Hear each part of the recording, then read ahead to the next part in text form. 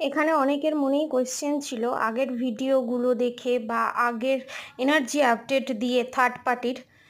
এখানে আপনাদের হয়তো কোয়েশ্চেন হতেও পারে, আপনাদের এনার্জি পিক আপ হয়েছে যে শত্রুরা আপনাদের ওপর কী কাজ করেছে।